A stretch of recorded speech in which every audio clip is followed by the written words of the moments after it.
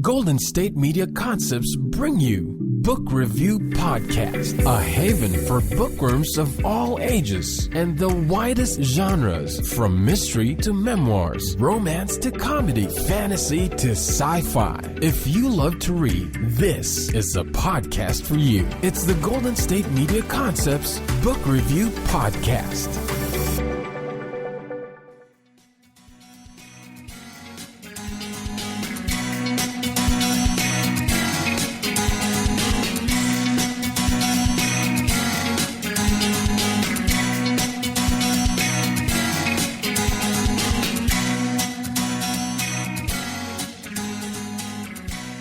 Hello and welcome to the GSMC Book Review Podcast, brought to you by the GSMC Podcast Network. I am your host, Sarah, and I am so glad to be joining you today for another interview with an author. This author, as I mentioned on Thursday's episode, is Cole W. Williams, and we are going to talk about a couple of her books, but a focus on today's interview is on her newest book called Dr. Brainchild and Radar, a Popcorn Discovery. This is a picture book that tells the slightly fictionalized story of how the microwave was invented. Now, if you've never thought about how the microwave was invented, you're not alone. I never really thought about it, I guess. It just showed up in our house in the 80s sometime, and I've been using a microwave ever since. But it's actually a really interesting story, and it's slightly fictionalized because the inventor of the microwave was American engineer Percy Spencer, who is lauded with inventing it. But rather than Percy Spencer being the main character, Cole wanted to do something a little bit different. And I'm going to let her describe Dr. Brainchild as a character so that you can get to know the character of Dr. Brainchild, as well as Dr. Brainchild's lab assistant, who happens to be a wolf named Radar.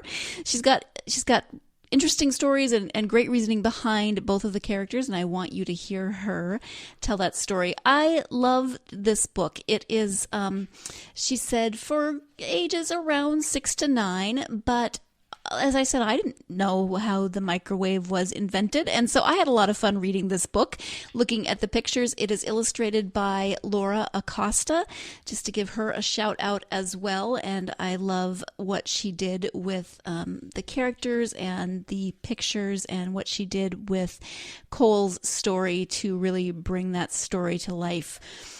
This book is so much fun if you have children of whatever age, but might be wanting to know more about sciencey stuff. I just like to say sciencey stuff. Then this is definitely a good book for them. It's, like I said, ages 6 to 9. So depending on the level of your reader, maybe a little younger if you are reading it with them, maybe a little older if they're, like I said, if they're interested in science and just want to read a great story about how the microwave was invented. I know I've said it before, but this book is so much fun. I really, really liked it.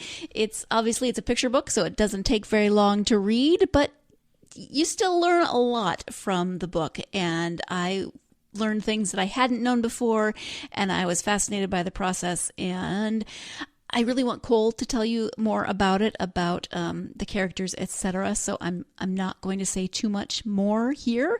I'll wrap things up again at the end. And again, I do have copies of this book for giveaways. So if you do have a little scientist in your life and want to give that scientist a copy of this book, you should definitely stay tuned at the end to hear how you can enter to win a copy of Dr. Brainchild and Radar. So let's go ahead and turn now to that interview with Cole W. Williams about the book, Dr. Brainchild and Radar, a Popcorn Discovery. Hi, Cole. Welcome to the podcast. Hi, thanks for having me. Thanks for being here. I am excited to talk about your new book, Dr. Brainchild and Radar, a Popcorn Discovery. Before we do that, though, I would love for my listeners just to get to know you a little bit. So if you can share a little something about yourself. Sure. Well, I just want to say thanks for having me, and I love your podcast. I think it's great that you explore a lot of different genres. So I just want to thank you for that real quick. And then about myself, I'm an author from the Twin Cities. I live in St. Paul with my family, and I grew up around here, but originally I'm from rural southwest Minnesota in the farm country. My grandparents still have a farm down there, and it's one of my favorite places to go to. And then I write in children's genres. I write nonfiction and fiction, and I also write in poetry.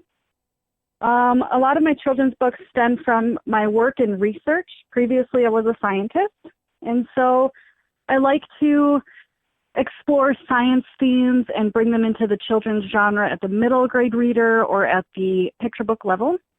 And then for poetry, I've been writing poetry my whole life, and I like to write about nature themes or family life. And currently I'm having a lot of fun writing and researching haiku.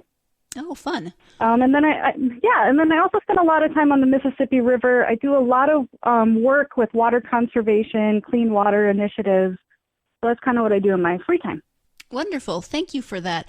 I love that you write science books for a younger audience. And that's what Dr. Brainchild and Radar is. It's science-y stuff.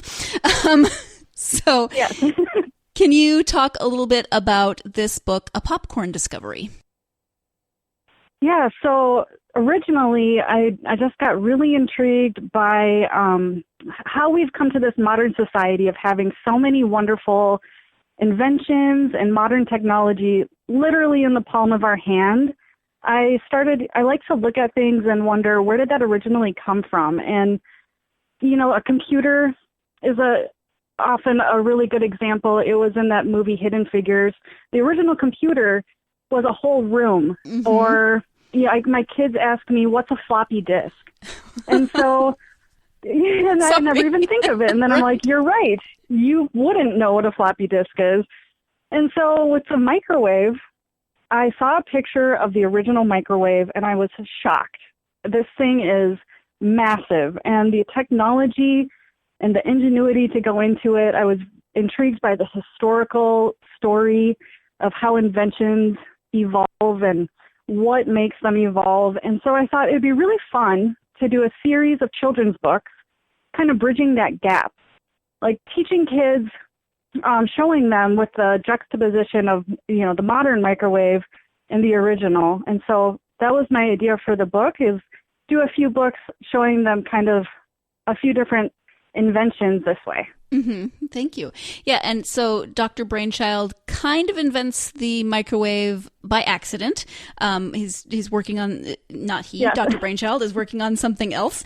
And actually, that was my faux pas, and I will say that the English language is difficult with pronouns because Dr. Brainchild is never specified as male or female, which is great. Yes, thank you. And I didn't even mean to say that, but out it came. So actually, it's all good. Can you talk a little bit about writing that way? Was it ever difficult for you because we are such a binary language in terms of pronouns? Absolutely. And to just touch base on what you first said, the book does follow the historical story of a physicist, scientist named Percy Spencer, who did kind of stumble upon discovering the microwave. So the whole book follows his story almost to the T. And then originally I created Dr. Brainchild to reflect this person in history, and he looked like him. And I added the 1930s and 40s language, and I was trying to research the vibe of a laboratory back then. And I had a mock-up of the character. And usually I take a picture of the character, I tape it to my desk, and I talk to it, I reflect on it. And something was just really unsettling to me. And it took me a while to figure it out. And as a writer, I think this is a good skill to have. If something just doesn't feel right, sit on it for a while. And so as I was looking, I'm like, the character is just not what I'm trying to say in this story. I'm a female scientist. I at least want to portray a female voice. And so then I was leaning towards that, and I said, that's not even enough. And so Dr. Brainchild went through multiple iterations, multiple different illustrators sent me what they thought Dr. Brainchild should look like. Finally, with Laura, we came across the idea that Dr. Brainchild should be androgynous. And I rewrote the whole book, taking out the specific pronouns. We made it non-binary, and it was very difficult to do. I've never done that before, but the challenge of writing that way was fantastic. My editor and I said, let's go for it. And we had to work really hard for that flow. We had to, it is difficult. And I think it turned out really well, and it's new. And basically, underlying theme of that is, for me, science is unbiased, or at least it should be, to the best that we can do. And to reflect the unbiased nature of science, I want to offer an audience an unbiased scientific character. I want this person to be approachable by any child, and I want anybody to be able to see themselves in this role. And it's very important for me that no one is excluded in being able to grow up and be whatever they want to be. And I think we have plenty of scientific stories that showcase the male perspective. That's just my opinion. Mm-hmm. And I do applaud Percy Spencer, the historical figure, in my book. I do write, at the end, saying this book is modeled after this person. So I do the shout out, but I want to kind of expand on that story and make it available. I'm going to jump in here so we can take our first break of the podcast, but I really wanted Cole to explain how she went about creating the character of Dr. Brainchild. I love that Dr. Brainchild is not specified as to a gender, that Dr. Brainchild is non-binary. Makes it a little tricky to talk about Dr. Brainchild without using pronouns, but I love that she tackled that process. And you don't feel like you notice it when you read the book. So we're going to talk a little bit more about that, about the non-binariness of Dr. Brainchild when we come back. But first, we do have to take a quick break. So stay tuned. You're listening to the GSMC Book Review Podcast, and I will be right back. The average sedan is built with a steel frame and equipped with 6 airbags. Remember this the next time you see someone walking. Drivers, be aware. Pedestrians don't have armor. A message from the California Office of Traffic Safety. The average SUV has 2 blind spots, weighs between 4,000 and 6,000 pounds, and takes about 6 seconds to stop. Remember this the next time you're on foot. Pay attention, people. Pedestrians don't have armor. A message from the California Office of Traffic Safety.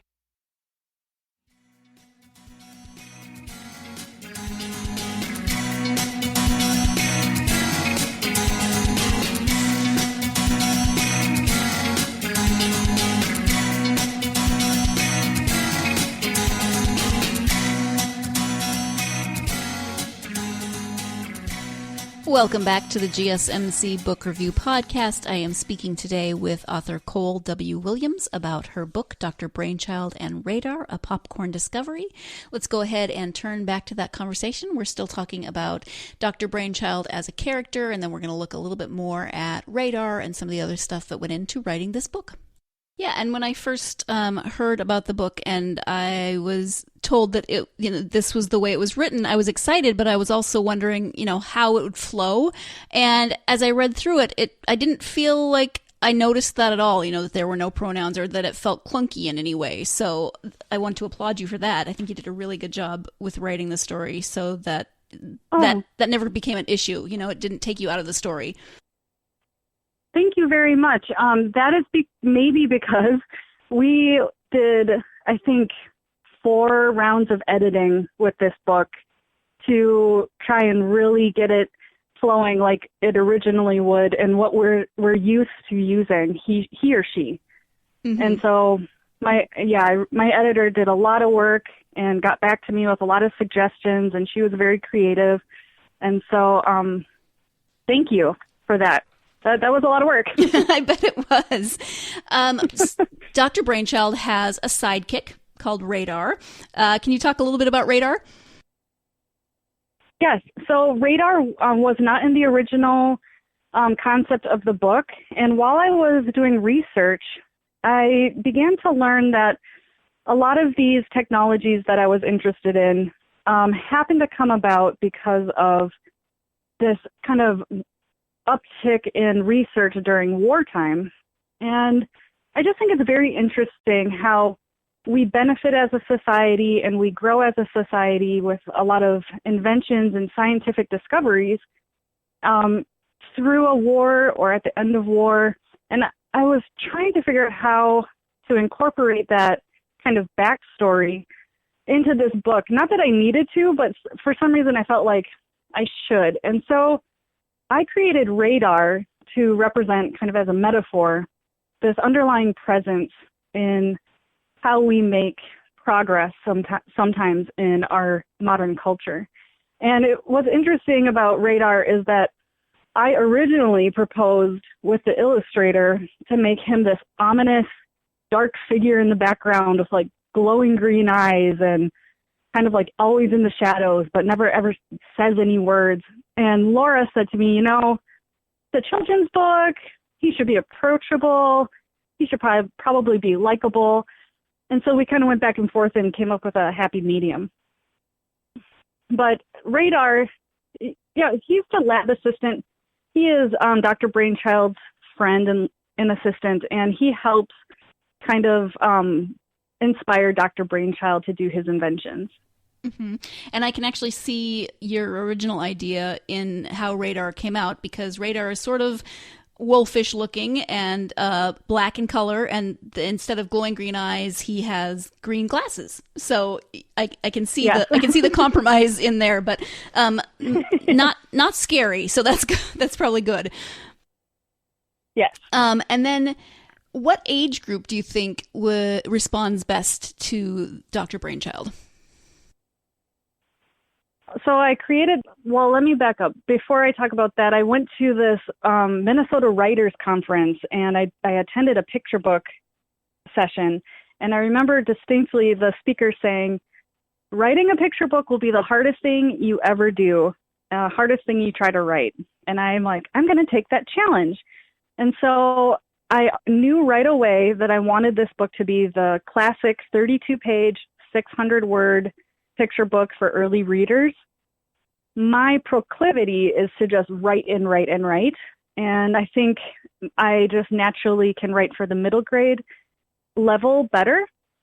And so it was this whittling down process to get this book down to the 600 words, which is very difficult. And now I completely understand what that speaker was talking about. She's absolutely right, and as far as I'm concerned. Mm-hmm. But it's I would say from the age of 6 to 9, picture book level, and maybe younger or older depending on the interest of the reader. A common review I get for my books is that, you know, there's a couple 50-cent words in here and they're kind of difficult for my reader. And as a guardian, I'm like, I totally get that. And I did that on purpose. And, you know, creating a book is this large compromise between yourself as the creator and then editor, proofreader, illustrator. And so I would love to pack it full of like very difficult concepts. And then my editor basically says, okay, pick 2 words and, and we'll leave it at that.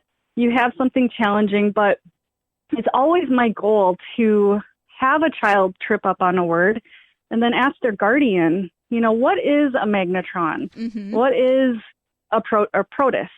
Or what's a delicatessen? I wrote that in a different book. And delicatessen was contested by my editor thoroughly. And I said, I just really want to keep it. Wow. Yeah, that's a hard one to sound out too. Yeah, that is a really difficult one. I admit it, but I'm trying to push the reader a little bit to expand and take it a step further, and, you know, hopefully go pick up an old dictionary and look things up, look concepts up, and research it with your parent or guardian and take it further. Mm-hmm. As a child who was consistently told, go look it up when I asked what a word meant, I completely understand and appreciate that approach. Go look up. You know, I still have the old dictionaries laying around the house, and my kids think they're just really hilarious and funny, but I think they're wonderful teaching tools for kids still. Absolutely. And in fact, it was even when we said, how do you spell? My parents would say, go look it up. And I'm like, but I don't know how to spell it. It was a challenge, and I learned. It's going to be a long time looking through every page of the R's. Exactly. You have mentioned Laura Acosta, your illustrator, a couple of times. How does that relationship work with you as the author and Laura as the illustrator? When I'm sure you have a vision for how you think everything looks, and then your illustrator, I'm sure, has a vision. How do you work that out? Well, that's a great question. And overall, the artist-author relationship is by far my favorite part about creating a book. So what I do when I'm self-publishing is I put out a job post, and I typically get 30 to 40 applications worldwide of artists that are interested in illustrating the book. And I spend the time to interview and respond to every single one. And I'm looking for this very specific aesthetic for each book. And with Laura, she was imaginative. She had she has a few different styles. I picked one of the styles that I thought was a really great picture book look. And then when I'm interviewing her, I'm kind of getting a feel for, are we gelling?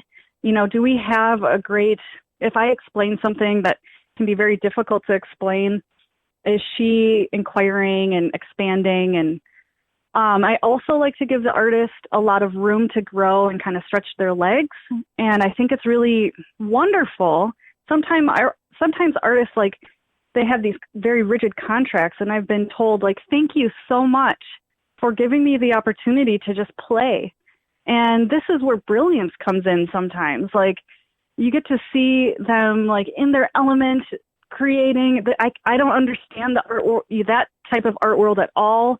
And so I'm just astonished by what comes out of it. And so I love this relationship. And Laura's fantastic. She would take time to think about things that I was looking for, especially when it came to making Dr. Brainchild androgynous. How can we portray that in a way that's still fun and appropriate for the age group? And so the collar went up.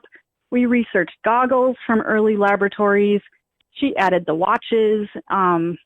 We brought in a ton of stuff from physics labs, and she made the striped socks. And so she was just really, really fantastic to work with. And I still work with her because now we're doing all the promotional stuff. So it's kind of this long-term relationship. Mm-hmm. That's wonderful. I love that. Jumping in here again so that we can take our second break of the podcast. Sounds like Laura and Cole really had a great working relationship, which comes through in the book. I've always been curious about how those types of collaborative relationships work and how one person gets across, in this case, her vision to another person who then takes that and makes it her own, but also keeps that original vision in mind. So I'm really glad that she described that process. We are going to take our second break of the podcast, but stay tuned. When we come back, we'll have the conclusion to my interview with Cole W. Williams. You're listening to the GSMC Book Review Podcast. The average sedan is built with a steel frame and equipped with 6 airbags. Remember this the next time you see someone walking. Drivers, be aware. Pedestrians don't have armor. A message from the California Office of Traffic Safety. The average SUV has 2 blind spots, weighs between 4,000 and 6,000 pounds, and takes about 6 seconds to stop. Remember this the next time you're on foot. Pay attention, people. Pedestrians don't have armor. A message from the California Office of Traffic Safety.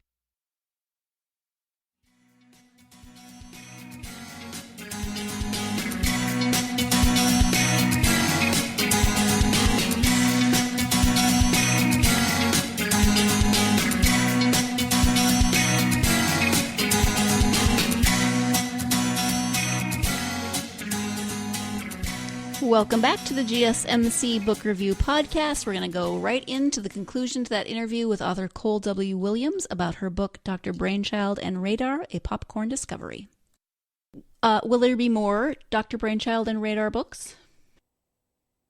I certainly hope so. I originally developed this concept to do a series, and I'm basically just trying to figure out now what the next book will be. I have already had a lot of inquiries about Radar, and, who is this Radar, and why is this dog or wolf in this story? And I'm thinking maybe with the second invention, maybe the second book should be about Radar's story, and we can tie those in, and I can help explain somehow who he is.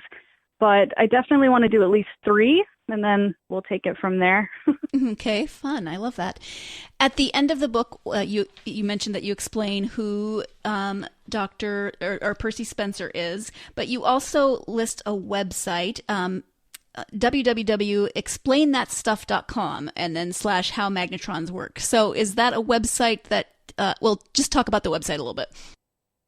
Sure. That website I love that website. It is a fantastic entry-level tool. Like if you have any question about anything science, math, discovery related, you can go there, and it's basically a collection of articles, but they're written in more of a layman's term, so it's approachable, it's interactive, there's really cool diagrams, and I included that into the book because I think that's a great place to go if you just want to start learning about something. And you can put in anything from gears to magnetism to water pollution.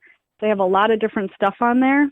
When I was doing research for the book, I was literally reading the original patents to the microwave and the magnetron and vacuum tubes, and I'm like, this is too in-depth. So I had to find something a nice first approachable website to go to.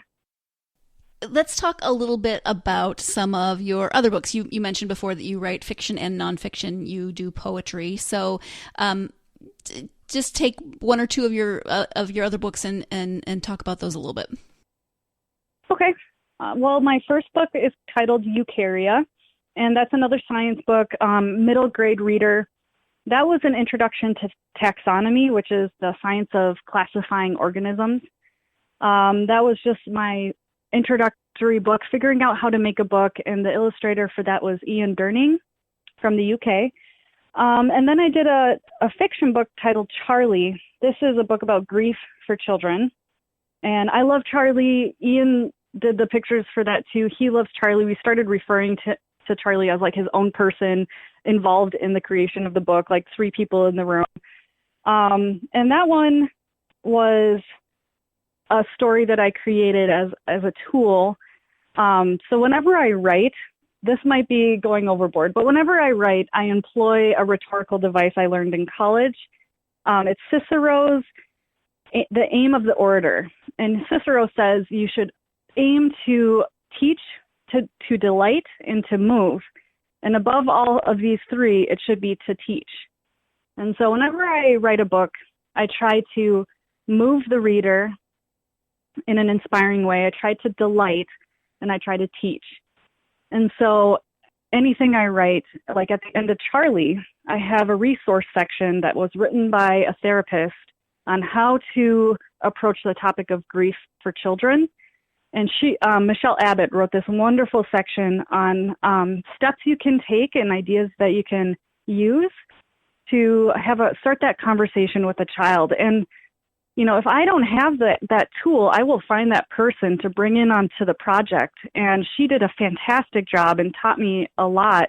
She's like, Cole, it's not always a verbal invitation to the conversation. Sometimes it's through artwork or music. And I'm like, I already know that it's so fantastic you're here. Thank you so much. And that makes the book kind of multifaceted. So yeah, thank you. And then I have Oh, no, go ahead. Yeah. I was just going to say, and then I have a poetry collection, which is, speaks to my Hear the River Dammed. It speaks to my water work and clean water stuff I do and my little adventures on the Mississippi River. And the same thing, that's kind of a bio. And then the poetry is to delight. And then I have a teaching section.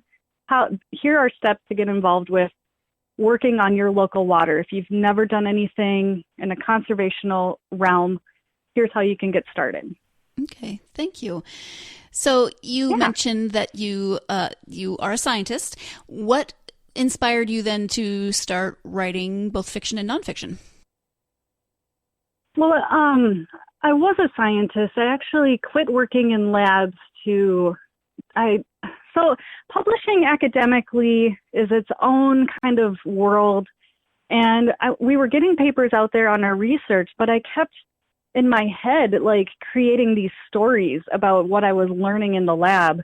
And I'd try them on people and I'd want to share them. And I'm like, I just really would love to, like, share how the beauty and the story of this science with an audience. And so, with the support of my husband, I took time off to explore that and to start creating stories. I love the idea of making science accessible and getting children excited about something maybe they've never thought of before. And so that was the original idea, is just to quit working in science and start taking this art world and melding it with my science world and see what we get. Nice. I love that because it really makes it approachable, and I just love that you were inspired to tell your story so that it was accessible for, even all ages, because I didn't know what the first microwave looked like or how it was invented. So I definitely learned something from the book.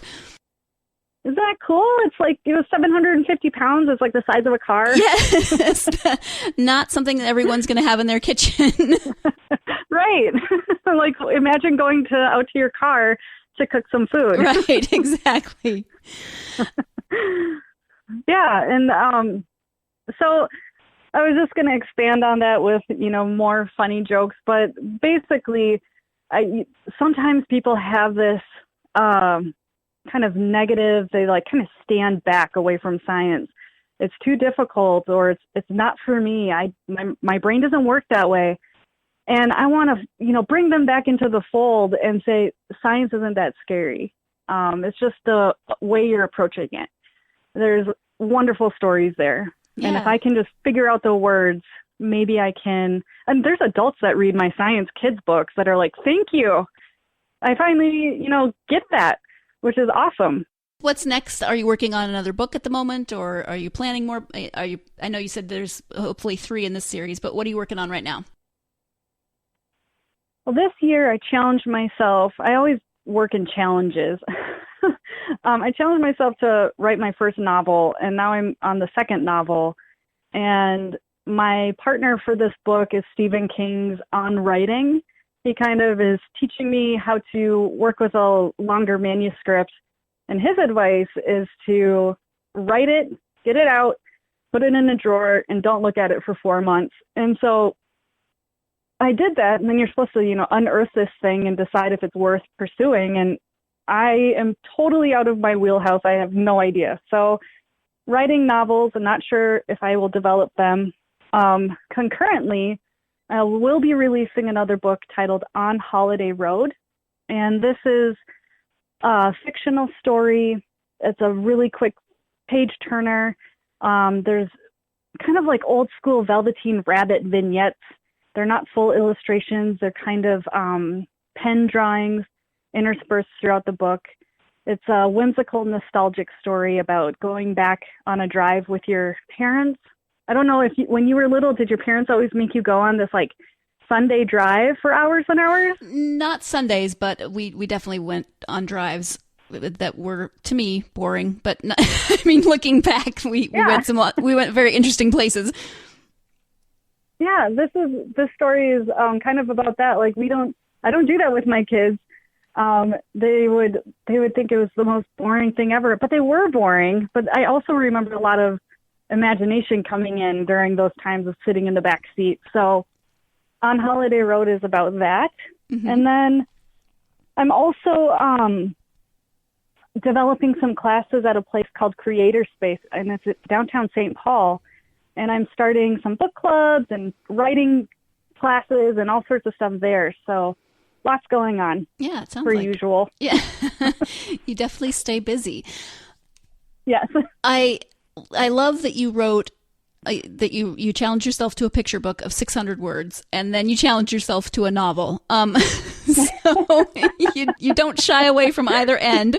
Well, I took a poetry class at the Iowa's Writers Workshop Festival over the summer. They do the writing classes, and I took a poetry class. And I told my teacher that, and she's like, why do you do this to yourself? I'm like, I don't know. I love trying different things and seeing how they work out. And the novel thing might not be my thing, but at least I tried it. Yeah, absolutely. Good for you. When you have time to read, do you have favorite authors or genres? Yeah, so I read voraciously. I try to read every day. And I can't say that I have a favorite author per se. I have favorite genres for sure. So maybe the best way to answer that question is, how is my little personal library set up? So I prefer to buy every book in print, which my husband thinks is a little ridiculous, but I write in my books and I am actively having a conversation with the author. And so I have every book that I've ever read, and it's the only thing that I've moved from house to house my whole life. So I have literally every book I've ever read. But so I have a shelf for banned books. I like to collect banned books based off of the ALA annual list of most challenged and banned titles. I also collect science books, and I like old science books, kind of like improper theories before they evolved, and then I have current science books. I also like to collect classics, and so I have, Homer, Iliad, the Aeneid, books like that. That's inspired by my children that go to a classical school. And then the way I kind of approach reading in general is I started this thing this year where I go into a bookstore and I pick something randomly off the shelf and read it. Because I think it's really important to read outside of your genre. And it's like, how do you do that? And so I like to experiment always and try and read as many different things as I can. And so I also review books for book tasters. And that's another way for me to kind of infuse new genres that I wouldn't gravitate towards. So for me, writing or reading fiction or contemporary fiction, sci-fi, romance, I would never just, go search for those. But now that I have these facets where they can come to me, it's fantastic to kind of read outside of my genres. And then I read poetry constantly. I review poetry. And then I always try to infuse kind of like a local author mix into my book reading. So supporting local authors, helping them out, showing up, and making sure that I'm, giving back to the people that show up for my stuff. Nice. So basically a little bit of everything. Yes, I was just going to say, you are a total book nerd, and I think I love you a little bit. I am. I am. And I'm like super obsessed with, the original first print edition for like $600. And I'm like, can I have that for my birthday? And the answer is usually like, are you kidding me? Right. Do you have a dedicated library space in your house? Yes. I have this shelf going all the way around the top of the office room, and they're very safe. So I might be a little obsessive about the books. They're very safely tucked by the ceiling, and nobody can touch them. And my son, he's always in there reaching for a book. And I'm like, what are you doing? And I will know. Like, you just checked out The Godfather. I need to see that in my hand before you go in this room. So he's all over the books. But, yeah, they just keep coming. I have piles everywhere. Yeah, I love that. Do you have any advice for aspiring authors? Advice? I have. So this is kind of like my work at Creator Space, and I have a lot of advice, but what I would say to people who want to start writing or are in the beginning phases of writing, this is the kind of what I've developed. There's this business world of writing, right? And this is a very powerful force. And sometimes it overshadows this creative world on the other side of the spectrum. And I think it's really important for new writers to be able to start identifying that difference. Like, even say to yourself, I am engaging the business side of writing, or I'm engaging the creative side of writing. And the difference is the creative side is sacred. You should not have the business side speaking to this creative side. And so protect it. And, have that become first most times. The business stuff can come later. But that creation time and exploration is so beautiful. And I feel like sometimes I run into people who want to start writing again. They say, I used to write, and then I was critiqued, and then I quit. And I cringe because it happens a lot with writing. And I don't know if it happens with other art forms as much. Maybe. I'd love to hear about it. But with writing, it happens all the time. And I think that is a travesty because, people, we need stories. We need to be relating to each other, and we need everybody's voice to do that. And so we need kind of like all hands on deck. And when people say they quit, I'm like, you have to get back in there. And it's not about the awards or the numbers necessarily. Like I said, that stuff can come later, but it's about what you have to do to make a community and bridge gaps. And so don't quit and, protect that time, try and make it regular. Mm-hmm. Thank you. I appreciate that. I know you have a website, so let people know what your website is and also where they can find you on social media. Oh, thank you for including that. My website is my name. It's ColeWWilliams.com. I added that W because there is a pop star, Cole Williams. That's not me. Okay. And then I have, the usual, I have a Facebook author page, a Twitter account, and an Instagram account. I update all of them, mostly my website for events, local events and whatnot, and then the social media stuff. I share books I read and stuff I'm doing, and so come join me in the conversation. Okay, thank you.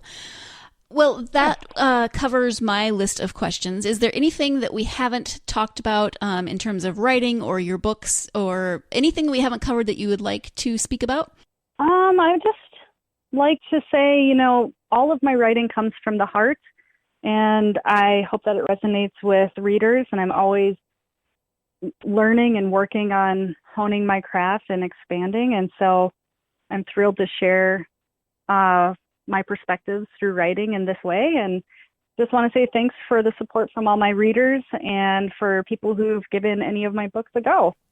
Great. Thank you. And thank you so much for taking the time out of your weekend to talk to me. I loved the book, and I'm looking forward to hopefully more Dr. Brainchild and Radar books. Thank you. Thank you. You saved, it was a wonderful rain shower earlier and a great time to be inside with coffee. So thanks for talking. I had a great time. Great. Me too. Thank you so much. Once again, thank you so much to my guest, author Cole W. Williams, for joining me to talk about not only Dr. Brainchild and Radar, but a few of her other books and some things that she's been working on. I really appreciate her taking the time, as I said. I appreciate you, my listeners, as well. I wouldn't be here without you and your love of books. So as part of that love, I'm full of love today. I just randomly declared my love for Cole as well because she's a book nerd and I want to go live in her library. That's creepy, right? Just going and living in someone's library. Okay, don't worry, Cole. I'm not stalking you. I won't go live in your library. Readers, I love you. I'm not going to stalk you either, but I do want to give you books. So I do have some copies of Dr. Brainchild and Radar to give away. It's very simple. All you have to do is go onto our social media pages, Facebook, Twitter, or Instagram, and comment on this post. This is episode 105, interview with Cole W. Williams. Just comment on that post on either Instagram, Facebook, or Twitter, and you will automatically be entered to win a copy of this wonderful book. Pretty simple, right? So get out there and go get yourself a science picture book because it's awesome and you need it in your life. Thank you so much for joining me. I hope that you will join me again on Thursday when I will be talking about squash. Nope, I'll talk about books. I hope you will join me, and I hope you're having a wonderful week so far. Now go out there and get yourself lost in a good book. Thanks. You've been listening to the Golden State Media Concepts Book Review Podcast. part of the Golden State Media Concepts Podcast Network. You can find this show and others like it at www.gsmcpodcast.com. Download our podcast on iTunes, Stitcher, SoundCloud, and Google Play. Just type in GSMC to find all the shows from the Golden State Media Concepts Podcast Network. From movies to music, from sports to entertainment, and even weird news. You can also follow us on Twitter and on Facebook. Thank you, and we hope you have enjoyed today's program.